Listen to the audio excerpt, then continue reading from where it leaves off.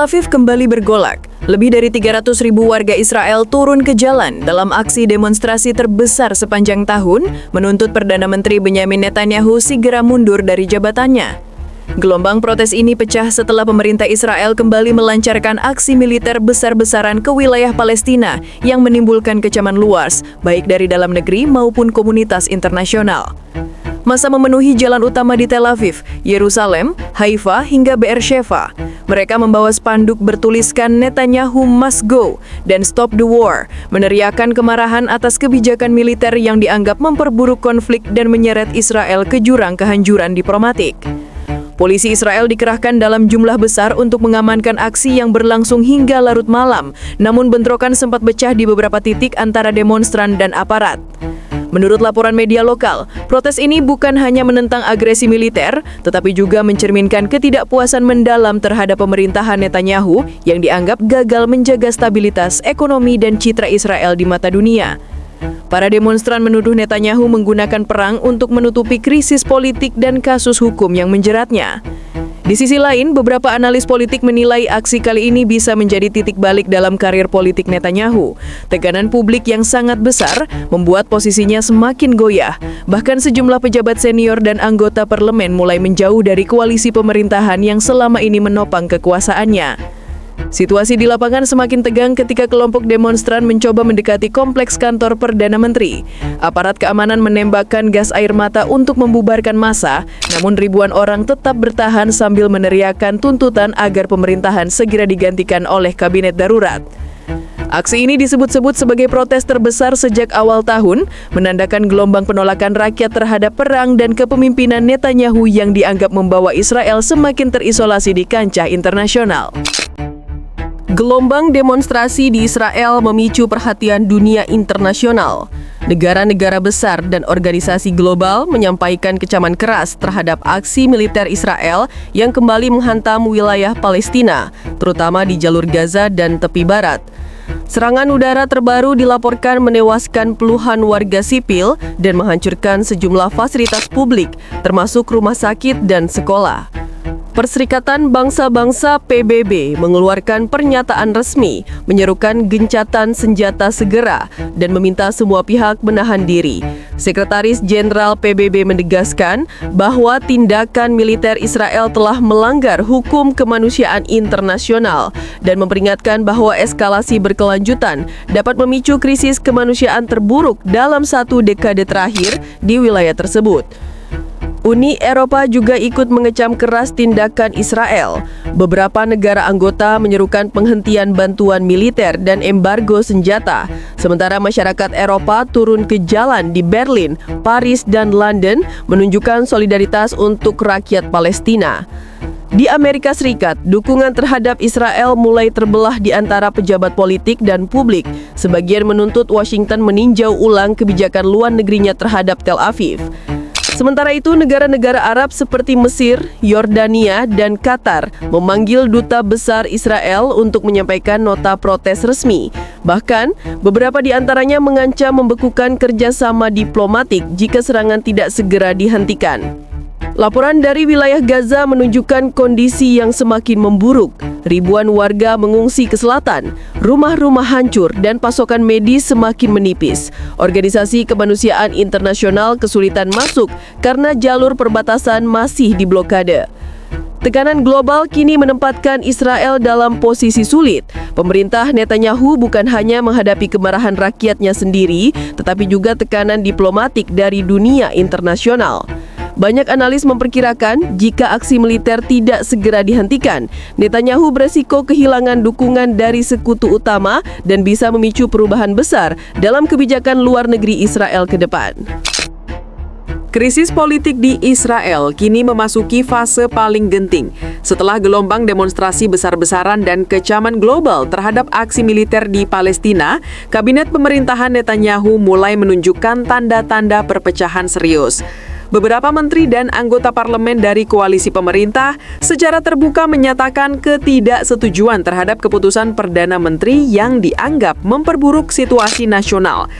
Laporan media lokal menyebutkan bahwa sejumlah pejabat senior Kabinet Pertahanan telah mengajukan pengunduran diri secara diam-diam menyusul ketegangan internal mengenai strategi militer dan tekanan internasional yang semakin keras.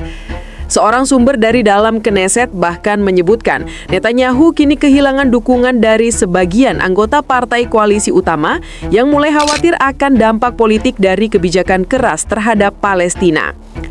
Di tengah kekacauan ini, partai oposisi memanfaatkan momentum untuk menyerukan pemilu dini. Mereka menuding Netanyahu telah gagal total, baik dalam mengelola keamanan nasional maupun menjaga reputasi Israel di mata dunia. Ketua oposisi menegaskan bahwa Israel membutuhkan pemimpin baru yang membawa stabilitas, bukan perang tanpa akhir. Sementara itu, suara kritis juga muncul dari kalangan akademisi, tokoh agama, hingga komunitas bisnis di Israel. Banyak dari mereka secara terbuka menolak kebijakan perang dan menuntut transparansi serta pertanggungjawaban langsung dari Netanyahu. Di media sosial, tagar hashtag Netanyahu resign dan hashtag Israel for Peace menduduki trending teratas, menjadi simbol gerakan rakyat yang semakin meluas. Kini nasib pemerintahan Netanyahu berada di ujung tanduk. Tekanan datang dari segala arah. Rakyat di jalanan, oposisi di parlemen, hingga komunitas internasional yang terus menyorot tajam setiap langkah politiknya. Para pengamat menilai jika tekanan ini terus meningkat, kejatuhan Netanyahu hanya tinggal menunggu waktu. Israel kini berada di titik paling rapuh dalam sejarah politik modernnya. Krisis yang bermula dari serangan militer ke Palestina telah berubah menjadi krisis politik nasional, mengguncang pondasi pemerintahan Benyamin Netanyahu yang selama ini dikenal paling kuat dan bertahan paling lama di kursi Perdana Menteri. Setelah berminggu-minggu tekanan tanpa henti, demonstrasi besar di dalam negeri, kecaman keras dari dunia internasional, dan retaknya dukungan dari dalam koalisi, posisi Netanyahu kini terpojok di sudut paling sempit. Sumber dari lingkaran dalam pemerintahan menyebut Netanyahu sudah melakukan serangkaian pertemuan darurat dengan pejabat keamanan, penasihat hukum, dan partai koalisinya untuk mencari jalan keluar dari situasi ini. Namun, tak satupun strategi yang mampu menghentikan gelombang penolakan publik yang semakin besar. Di Tel Aviv, Yerusalem, dan Haifa, aksi demonstrasi tidak kunjung reda. Setiap malam ribuan warga kembali turun ke jalan menuntut Netanyahu mundur dan menyerahkan kekuasaan kepada pemerintahan sementara. Spanduk bertuliskan "You destroyed our nation" dan "Enough of blood and lies" menjadi simbol kemarahan rakyat terhadap kebijakan perang yang dianggap telah menodai nilai kemanusiaan dan demokrasi Israel sendiri. Tekanan politik juga datang dari dalam parlemen. Beberapa anggota koalisi mulai melakukan negosiasi diam-diam dengan kubu oposisi untuk membentuk pemerintahan darurat tanpa Netanyahu. Situasi ini membuat pemerintahan menjadi lumpuh, kabinet terpecah, parlemen panas, dan lembaga negara saling melempar tanggung jawab. Sementara itu, perekonomian Israel mulai merasakan dampak langsung dari krisis politik ini. Nilai mata uang shekel merosot tajam, investor asing menunda proyek-proyek besar, dan dunia usaha menuntut kestabilan agar negara tidak jatuh ke dalam resesi. Beberapa perusahaan teknologi besar dilaporkan memindahkan kantor pusat mereka ke luar negeri sebagai bentuk protes terhadap kebijakan ekstrim pemerintah. Dalam lingkungan militer, moral pasukan juga disebut menurun. Beberapa unit cadangan menolak diperintahkan kembali ke medan perang, menyatakan bahwa mereka tidak ingin menjadi bagian dari kebijakan yang hanya memperpanjang penderitaan warga sipil di Palestina. Ketegangan ini menimbulkan kekhawatiran akan disiplin dan kesatuan militer Israel yang selama ini dikenal solid dan kuat. Media internasional terus menyoroti situasi ini. Banyak analis menilai kejatuhan Netanyahu bukan lagi pertanyaan jika, melainkan kapan. Sebagian bahkan memperkirakan Israel akan menghadapi periode transisi politik yang sulit, di mana perpecahan ideologis antara kelompok nasionalis, sekuler, dan religius bisa semakin dalam.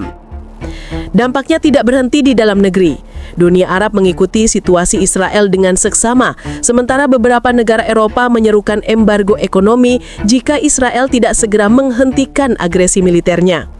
Di sisi lain, Amerika Serikat menghadapi tekanan besar dari dalam negeri untuk meninjau ulang aliansi strategisnya dengan Tel Aviv, terutama setelah meningkatnya jumlah korban sipil di Palestina. Kini masa depan politik Israel berada di persimpangan jalan. Jika Netanyahu tetap bertahan, risiko isolasi diplomatik dan konflik internal bisa semakin parah. Namun jika ia mundur, Israel harus menghadapi ketidakpastian baru, siapa yang akan memimpin, dan apakah pemerintahan baru mampu memulihkan kepercayaan rakyat serta citra Israel di dunia. Gelombang kemarahan rakyat, tekanan internasional, dan krisis internal menjadikan Israel berada dalam pusaran badai yang belum pernah terjadi sebelumnya. Satu kesalahan langkah bisa mengubah peta politik Timur Tengah, menggeser aliansi lama, dan membuka babak baru dalam sejarah konflik yang tak kunjung usai antara Israel dan Palestina.